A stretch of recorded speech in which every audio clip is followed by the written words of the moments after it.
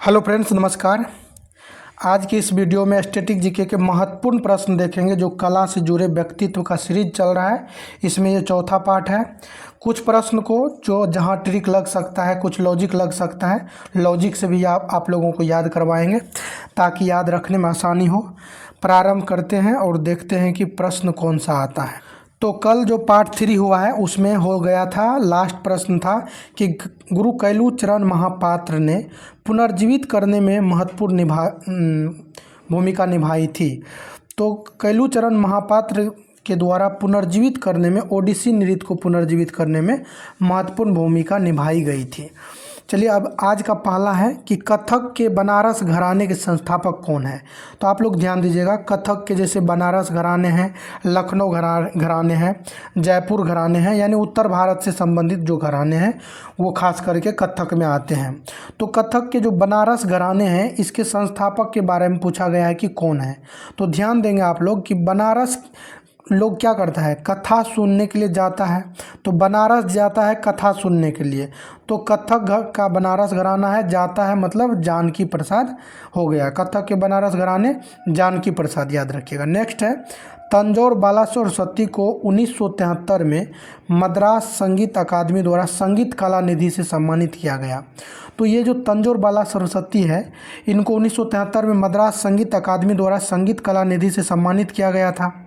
तो किसके लिए किया गया था? तो भारतनाट्यम के लिए किया गया था। आप लोग ध्यान दीजिएगा, तो आप लोग ये पढ़े होंगे टी बाला सरस्वती, तो टी बाला सरस्वती को ही तंजौर बाला सरस्वती लिखा गया है और इनको 1973 ईस्वी में संगीत कला निधि से सम्मानित किया गया था भारतनाट्यम के लिए। तो टी बाला सरस्वती किसके लिए जाने जाते हैं? भारतनाट्यम नृत्य के लिए।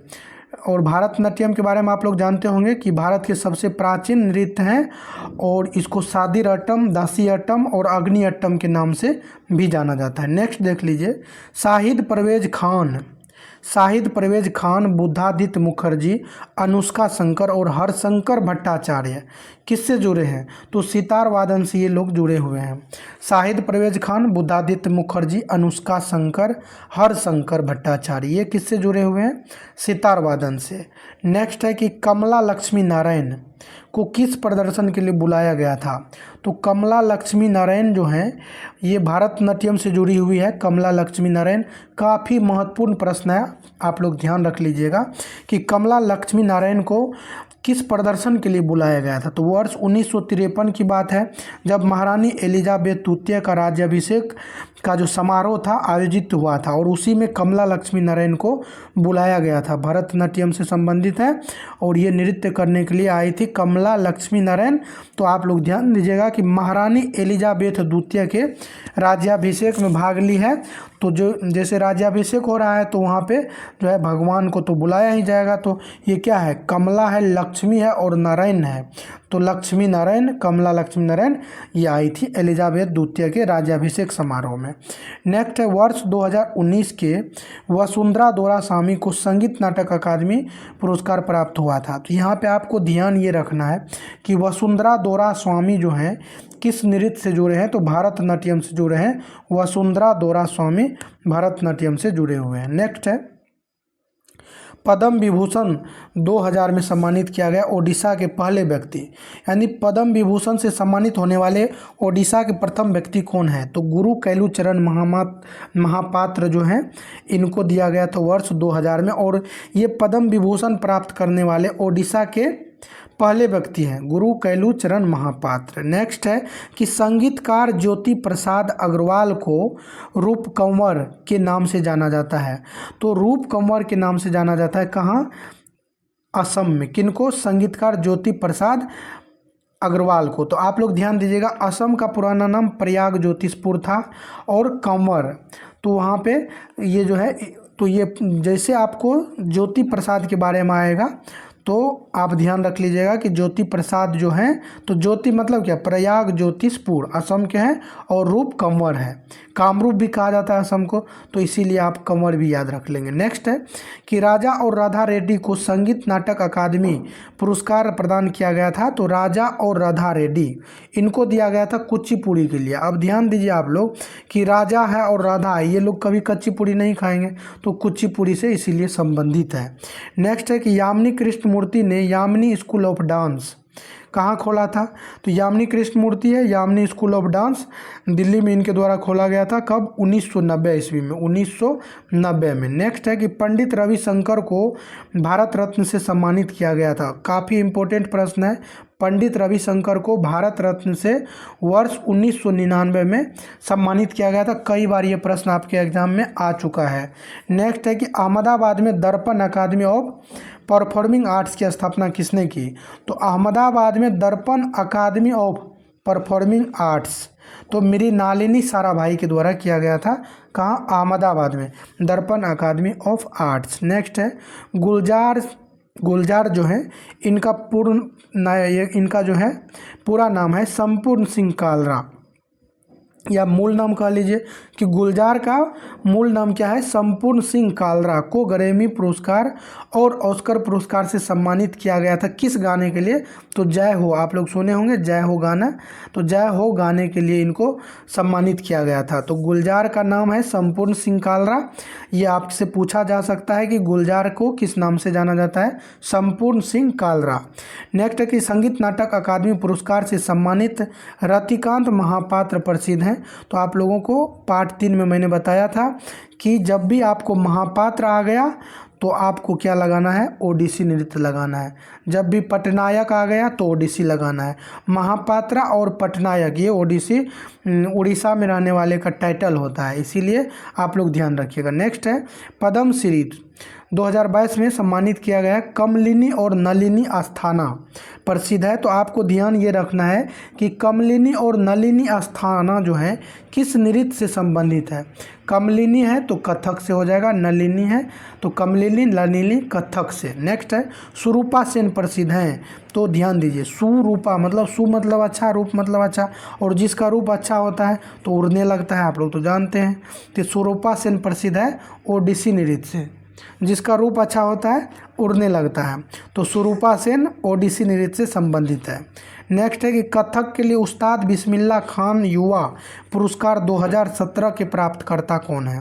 तो आपको 2017 ये नहीं याद रखना है, बस यहाँ ध्यान में ये रखना है कि उस्ताद बिस्मिल्लाह खान युवा पुरस्कार किसके लिए दिया जाता है? तो ये कथक के लिए दिया जाता है, कथक के लिए दिया जाता है। पापनासम शिवन का संबंध है, तो पापनासम शिवम का संबंध है, पापनासम शिवन इनका संबंध है कर्नाटक शैली संगीत से। तो जैसे आप ध्यान रखिए, पाप का नाश करना है तो नाटक करवाना पड़ता है, तो कर्नाटक शैली संगीत से। ये सारी चीज़ें जो मैं बता रहा हूँ केवल याद रखने के लिए है, कोई किसी से कहीं इसको रिलेट नहीं करना है, केवल हम लोगों को याद रखना है ऐसे करके।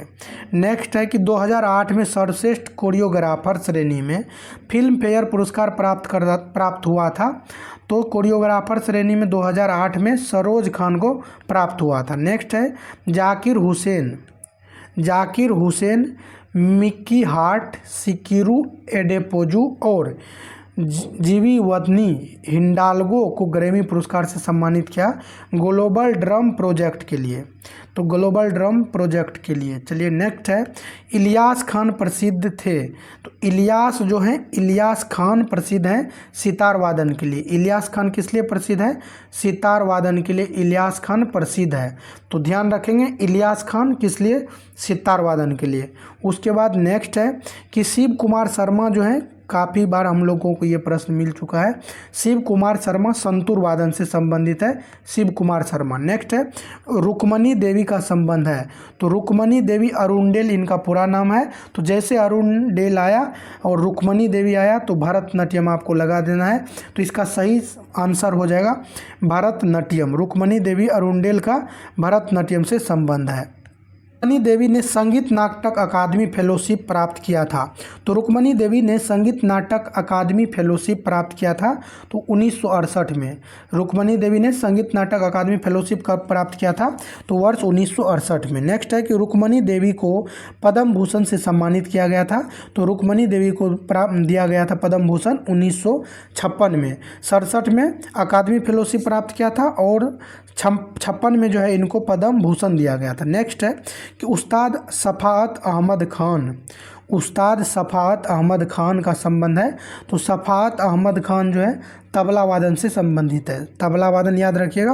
वी सत्यनारायण शर्मा को पद्मश्री दिया गया था 1970 में। वी सत्यनारायण शर्मा, तो सत्यनारायण शर्मा जो है ये कुचिपुड़ी से जुड़े हुए हैं। 1970 में इनको मिला था ये पद्मश्री पुरस्कार। जो भारत के 4 पुरस्कार है पद्म, तो सबसे बड़ा पुरस्कार जो है भारत रत्न है, फिर पद्म विभूषण, फिर पद्म भूषण, फिर पद्मश्री। तो पद्मश्री जो है ये दिया गया था इनको कब? 1970 में वी सत्यनारायण शर्मा को कुचिपुड़ी के लिए। नेक्स्ट है कि बिस्मिल्लाह खान को भारत रत्न से सम्मानित किया गया था। काफ़ी महत्वपूर्ण प्रश्न है। जैसे रविशंकर को, पंडित रविशंकर को दिया गया था वर्ष 1999 में।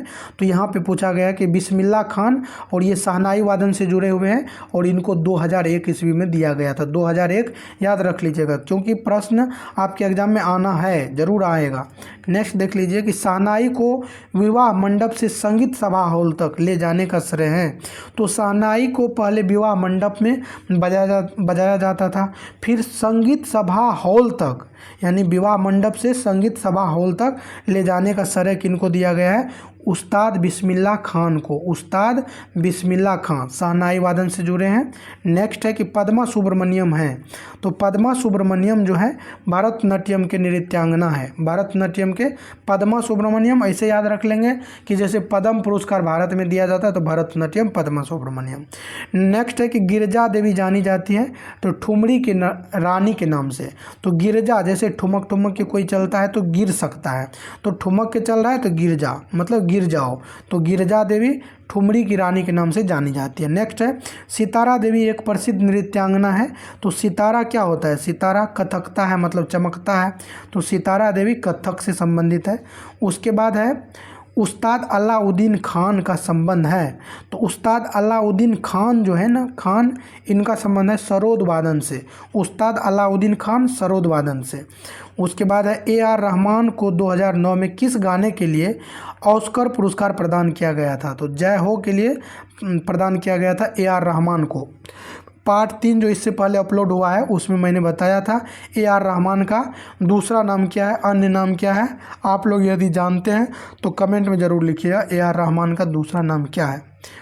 नेक्स्ट है कि बिरजू महाराज कथक नृत्य से संबंधित है। बिरजू महाराज जो हैं कथक नृत्य से संबंधित हैं। इनको पद्म विभूषण पुरस्कार कब प्रदान किया गया था?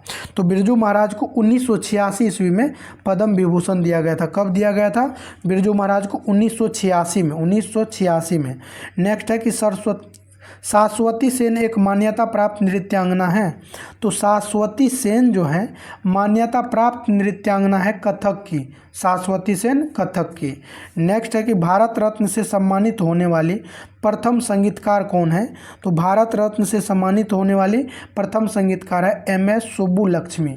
सुब्बुलक्ष्मी, इस पे भी आप स्टार लगा के रख लीजिए। MS सुब्बुलक्ष्मी जो है भारत रत्न से सम्मानित होने वाली प्रथम संगीतकार हैं। उसके बाद देखिए कि संयुक्त राष्ट्र महासभा में प्रस्तुति देने वाली प्रथम भारतीय शास्त्रीय संगीतकार। तो संयुक्त राष्ट्र का जो महासभा है उनमें प्रस्तुति देने वाली प्रथम भारतीय शास्त्रीय संगीतकार है MS सुब्बुलक्ष्मी, जो कर्नाटक की रहने वाले हैं। नेक्स्ट है कि Grammy life time achievement award पाने वाले प्रथम भारतीय संगीतकार। काफ़ी महत्वपूर्ण प्रश्न है। Grammy life time achievement award पाने वाले प्रथम भारतीय संगीतकार, जो प्रथम आपको लगा दिया तो समझ जाइए कि काफ़ी महत्वपूर्ण होने वाला है। तो ये Grammy life time achievement award पाने वाले प्रथम भारतीय संगीतकार है और इनका नाम है पंडित रविशंकर। 1999 में भारत रत्न से सम्मानित किया गया था। नेक्स्ट है कि सोनल मानसिंह भारतनाट्यम और ओडिसी नृत्य से संबंधित है का संगीत नाटक अकादमी पुरस्कार प्रदान किया गया था। यानी सोनल मानसिंह को संगीत नाटक अकादमी पुरस्कार कब प्रदान किया गया था? तो 1987 में। 1987 में सोनल मानसिंह 87। श्रीमंत शंकर देव का संबंध है। तो श्रीमंत शंकर देव सत्रिया नृत्य से संबंधित है। भारत के 8 शास्त्रीय नृत्य में ये भी शामिल है। 2000 ईस्वी में इनको शामिल किया गया था। नेक्स्ट है कि सरोजा वेदनाथन को भारतनाट्यम के लिए कालिदास सम्मान से सम्मानित किया गया था 2009-10 में, सरोजा वेदनाथन को। नेक्स्ट है कि 2011 में Guinness book of world records द्वारा संगीत इतिहास में सर्वाधिक रिकॉर्ड की गई कलाकार गीतकार कौन है? तो आशा भोसले जो है सर्वाधिक रिकॉर्ड की गई है वर्ष 2011 में। लता मंगेशकर ने अपना पहला पार्श्व गीत रिकॉर्ड किया था। तो लता मंगेशकर के बारे में आप लोग काफ़ी सुने होंगे। अपना पहला पार्श्व गीत जो रिकॉर्ड किया था तो एक मराठी फिल्म था किती हसाल, इनका नाम था, फिल्म का मराठी था किती हसाल। उसके बाद है Mozart of Madras. Mozart of Madras के नाम से किनको जाना जाता है? तो ए आर रहमान को मोजार्ट ऑफ मद्रास के नाम से जाना जाता है। किनको? ए आर रहमान को। नेक्स्ट है कि पंडित राम नारायण एक हिंदुस्तानी शास्त्रीय संगीतकार है जिनका संबंध है, तो राम नारायण जो है इनका संबंध है सारंगी से। राम नारायण, पंडित राम नारायण का संबंध है सारंगी वादन से। उसके बाद है अल्लाह रखा ने किससे तबला सीखने के लिए 12 वर्ष की आयु में घर छोड़ दिया था? तो आप लोग सुने हैं कि अल्लाह रखा जो है इनका संबंध तबला वादन से है और 12 वर्ष की उम्र में तबला सीखने के लिए घर छोड़ दिया था। अब सोचिए आप लोग कि 12 वर्ष की उम्र में इन्होंने घर छोड़ दिया था तबला सीखने के लिए, इसीलिए तो इतने फेमस हैं। तो कुछ भी आप यदि करना चाहते हैं तो उसमें आपको त्याग देना पड़ेगा, क्योंकि आप लोग जानते हैं कि कहता है कि आज़ादी खून मांगता है, उसी प्रकार सफलता जो है आपको त्याग मांगती है। नेक्स्ट देख लीजिए कि अल्लाह रखा खां जो है तबला वादन से संबंधित है और ये 12 वर्ष की उम्र में छोड़ा था किन से सीखने के लिए? उस्ताद मियाँ कादिर बख्श, उस्ताद मियाँ कादिर बख्श। नेक्स्ट है शकूर खान थे। शकूर खान जो है, शकूर खान ये सारंगी वादन से संबंधित है। शकूर सारंगी, शकूर सारंगी एकदम एक साथ जोड़ के आप ध्यान रख सकते हैं। शकूर सारंगी, शकूर सारंगी। नेक्स्ट है कि ज्ञान प्रकाश घोष, साबिर खान, संदीप दास संबंधित हैं तबला से।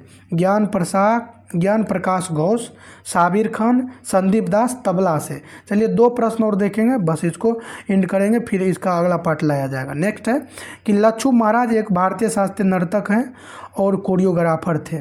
तो लच्छू महाराज जो है ये किससे संबंधित है? कथक से, कथक से। और ये लास्ट सवाल है, अलारमेल वल्ली भारतनाट्यम में पांडन लूर शैली को पद्म भूषण प्रदान किया गया था। तो अलारमेल वल्ली को 2004 में दिया गया था भारतनाट्यम शैली में, 2004 में। आज यहीं तक रखेंगे और नेक्स्ट पार्ट इसका लाऊंगा, आप लोग ज़रूर देखना। वीडियो को लास्ट तक देखने के लिए धन्यवाद।